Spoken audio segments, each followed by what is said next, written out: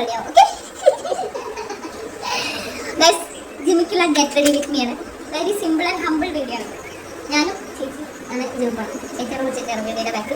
അപ്പോൾ നമുക്ക് ആദ്യം നമ്മുടെ ലിപ്പ് വന്ന് ഇത് ലിപ് ബാം ഇടാം.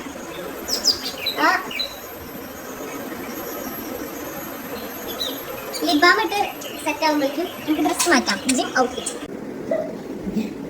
Ready 1 2 3 start.